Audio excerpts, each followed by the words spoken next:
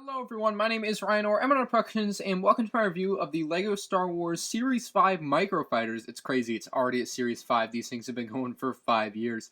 It's the 75193 Millennium Falcon Microfighter.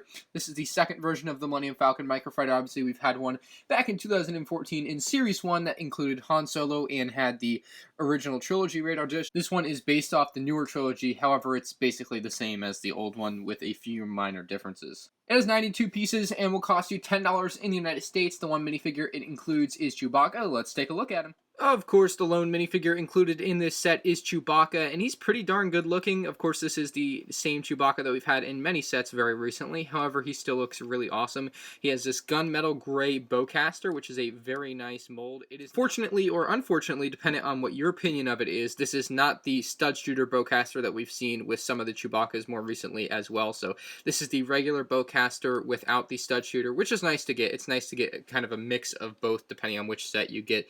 And obviously, I think they did that because this is a microfighter and they were trying to keep the cost down, so the stud shooter probably costs significantly more to make than this. However, the Chewbacca, you can see his print is really nice. I like this Chewbacca more than the older Chewbacca, even though it's a classic look.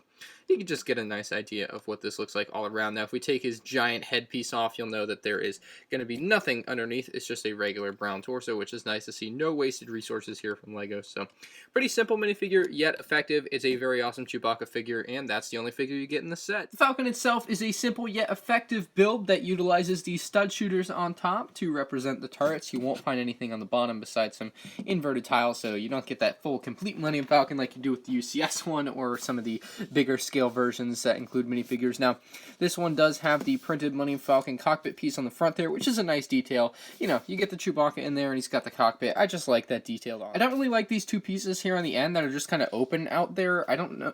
They just look weird to me. Now, the place where Chewbacca sits is a little bit weird. It's kind of how the feet or the legs go in there. That's weird to me. So he's sitting on there. However, he can fall out very easily. He always falls out for me. Even though it's kind of got that nice design to keep him in there, he does fall out with just a little bit of pressure. Of course, flipping this tile piece with the studs would probably alleviate some of those issues, as with the way it's in now, it kind of only is half on there because the legs are bent in the back, you know, so it's just something that I noticed while using this and that you guys could easily mod to fix. The engines on the back are simple but nice. I like that they have the light blue that goes all the way around. They actually use a couple different pieces to achieve this effect, and I think it works wonderfully, so I like that.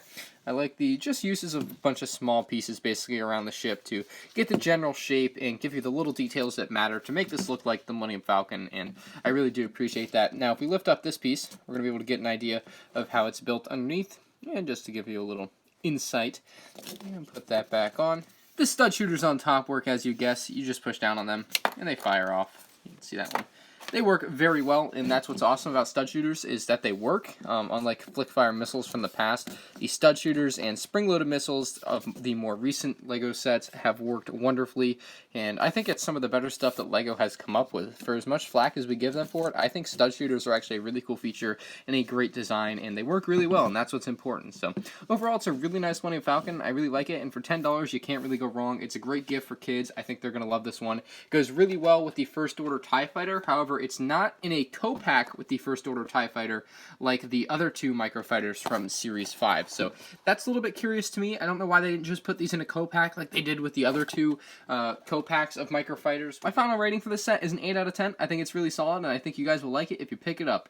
If you guys enjoyed my review, leave a like on the video. If you guys have anything to say about this microfighter, leave in the comments section below, and subscribe to the channel if you're new here. Thank you all for watching. I'll see you on the next one. Peace out.